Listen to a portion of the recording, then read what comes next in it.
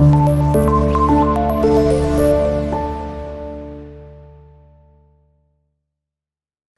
वालेकुम स्टूडेंट्स, कैसे हैं आप सब। उम्मीद है आप सब खैरियत से होंगे। आज का हमारे पास टॉपिक है ओटोमन डायनेस्टी। ओटोमन डायनेस्टी वो डायनेस्टी है जो कि उस्मान के ज़माने से स्टार्ट हुई। उस्मान वन ने इसको स्टार्ट किया था, मतलब वहाँ वो फाउंडर थे। उसके अलावा बहुत सारे इसमें बादशाह है, बहुत सारे किंग्स हैं जिन्होंने ये हुकूमत संभाली, ये डायनेस्टी के ओनर बने। Usman one was the founder of Ottoman dynasty. और ओटोमन डायनेस्टी जो है वो 1299 सी से स्टार्ट हुई थी। इस डायनेस्टी, ये जो डायनेस्टी है ये बहुत ज़्यादा बड़ी, मतलब बहुत वसी डायनेस्टी थी। और आगे इन्होंने 600 साल तक हुकूमत की, मतलब वहाँ पे ममालिक जो थे वहाँ पे हुकूमत की। बेसिकली ये जो ओटोमन एम्पायर है ये कहाँ से बिलोंग करती थी? It belong to a Turkish tribe. It belong to a Turkish tribe which is known as Anatolia. Anatolia के तौर पर जाना जाता था ट्राइब। उसमें वहाँ से ये एम्पायर स्टार्ट हुई थी जो कि उस्मान ने स्टार्ट की थी। उसके अलावा उस्मान के दौरे हुकूमत में, मतलब जो ओटोमन एम्पायर थी वहाँ पे ज़्यादातर उसका ये मकसद था कि तमाम लोग जो हैं वो यूनिटी के साथ रहें। बेशक वहाँ पे डिफरेंट ममालिक या डिफरेंट रिलीजियस से रिलेटेड लोग रहते हैं, लेकिन वो आपस में इत्तेहाद के साथ रहें और एक ही मुल्क के तौर पर रहें। उसमें जो अलग अलग ममालिक शामिल थे, जैसे कि हमने प्रीवियस अपनी उसमें पढ़ा, प्रीवियस लेक्चर्स में डिफरेंट एम्पायर्स के बारे में पढ़ा, जिसमें हमारे पास सफ़ाविद आ गया, या उसके से पहले हमारे पास अयूबिद एम्पायर जो थे, अयूबिद डायनेस्टी, इसमें थे डिफरेंट ममालिक शामिल थे, उसी डायनेस्टी के अंदर इंक्लूड थे। लेकिन जो ओटोमन डायनेस्टी है इसमें मतलब वो उस्मान का ये पर्पस था कि तमाम वहाँ पे रहने वाले जो हैं वो यूनिटी के साथ रहें। He wants to expand dynasty and live in peace and unity,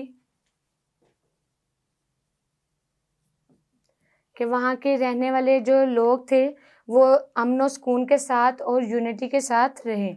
उसके अलावा ये जो एम्पायर थी बहुत ज़्यादा एक्सपेंड हुई। दे रूल ओवर 600 ईयर्स, 600 साल तक इन्होंने हुकूमत संभाली। उसके अलावा इसने फॉर्मल गवर्नमेंट क्रिएट की ताकि वहाँ पे ज़्यादा से ज़्यादा जो टेरिटरीज़ हैं वो ओटोमन एम्पायर की फैल सकें। ही create formal government for to expand territory। वहाँ के इलाकों को एक्सपेंड करने के लिए, उसको ओटोमन में इंक्लूड करने के लिए इन्होंने फॉर्मल गवर्नमेंट स्टार्ट की। उसके अलावा मिलिट्री कैंपेन जब चली थी, मिलिट्री कैंपेन की वजह से बहुत ज़्यादा स्ट्रॉन्ग इकोनॉमी क्रिएट हुई और बहुत ज़्यादा ममालिक जो थे वो भी ओटोमन एम्पायर के अंदर शामिल किए गए। और इसके अलावा ओटोमन एम्पायर पहले जो कि तुर्किश के, मतलब वहाँ के ट्राइब एनाटोलिया में शामिल थी, बाद में वो चेंज होकर बिजेंटाइन एनाटोलिया कहलाई। Due to military campaign Ottoman Empire is known as Byzantine Anatolia। मतलब वहाँ का जो इलाका था वो बिजेंटाइन एनाटोलिया कहलाया और उनका जो कैपिटल था वो इस्तांबुल है। जबकि अब भी जो तुर्किश का, मतलब ममालिक जो मुल्क तुर्किश है उसका जो कैपिटल आता है वो इस्तांबुल है।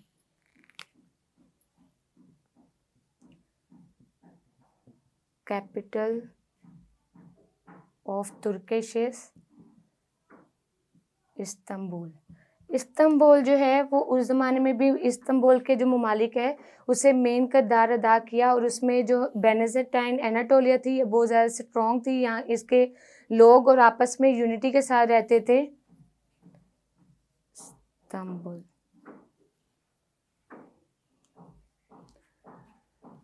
उसके अलावा वहाँ के जो लीडर और एडमिनिस्ट्रेटर था उसे सुल्तान कहा जाता था।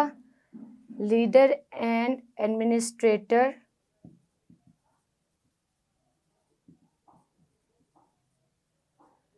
is known as सुल्तान। और जैसे कि जो सुल्तान के नाम पर वहाँ पे मस्जिद भी बनाई गई, जो कि आज भी वहाँ पे मौजूद है, और बहुत सारे मतलब लोग जो हैं वो सैर तफरीह के लिए वो उस मस्जिद का नज़ारा देखने जाते हैं। वो मस्जिद जो ज़माने की बहुत ज़्यादा मशहूर मस्जिद थी, जिसका नेम था सुल्तान अहमद मस्जिद।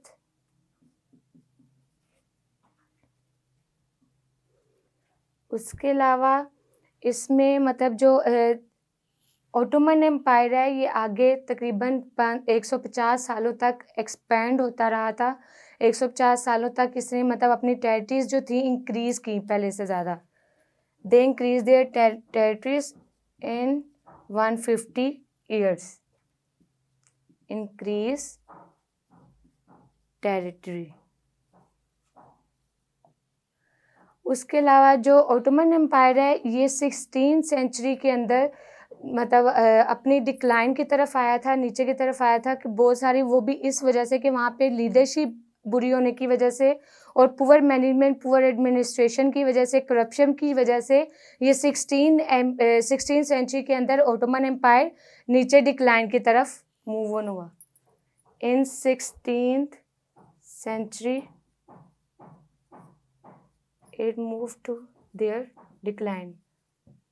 शिकस्त की तरफ आया था, किसकी वजह से? Due to poor leadership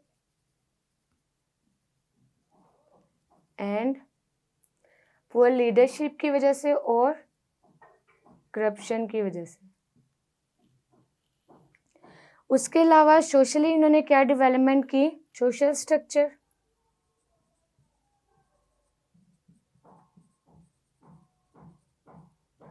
Ottoman empire का जो सोशल स्ट्रक्चर है वो बहुत ज़्यादा स्ट्रॉन्ग है, क्योंकि इन्होंने अपने एम्पायर में ये सबसे ज़्यादा लोग मतलब सबसे ज़्यादा चलने वाली एम्पायर थी, जो बहुत ज़्यादा फैली, और इन्होंने अपनी डायनेस्टी के अंदर बहुत सारी डेवलपमेंट की, जिसके अंदर आर्ट, साइंस और डिफरेंट इसी तरह के बाकी सब्जेक्ट भी रिलेटेड वो भी शामिल थे।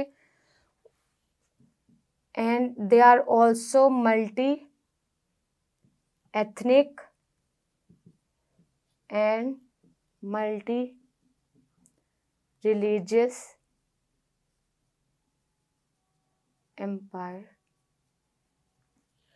मल्टी एथनिक और मल्टी रिलीजियस इनका सोशल स्ट्रक्चर था, और मोस्टली जो इनका सोशल स्ट्रक्चर माना जाता है वो कॉम्प्लिकेटेड माना जाता है, क्योंकि इसमें बहुत सारे लोग डिफरेंट रिलीजियस से रिलेटेड और डिफरेंट कल्चर से रिलेटेड लोग शामिल थे, और जिनको फ्रीडम हासिल थी, और इसी वजह से करप्शन और जो लीडरशिप है वो पहले से ज़्यादा पुअर की तरफ जाती गई। इसके अलावा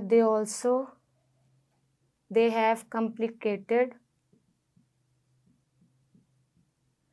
social system and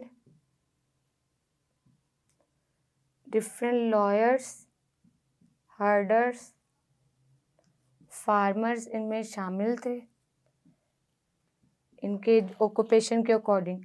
उसके अलावा they also built many मस्जिद, built many mosques and bridges। बहुत सारे ब्रिजेस और मॉस्क जो हैं वो इन्होंने तामीर करवाए थे। And the people of this Ottoman Empire, people are known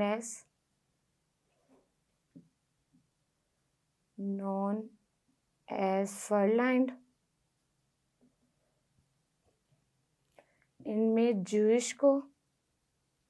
Jewish and Christians have freedom।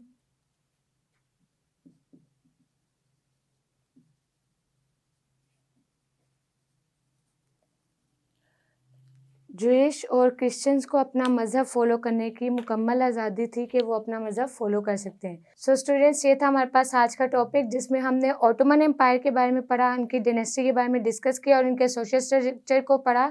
अगर किसी पॉइंट की आपको समझ ना आई हो तो कमेंट बॉक्स में ज़रूर पूछिएगा, फिर मुलाकात होगी। तब तक के लिए अपना बहुत सारा ख्याल रखें। अल्लाह हाफ़िज़।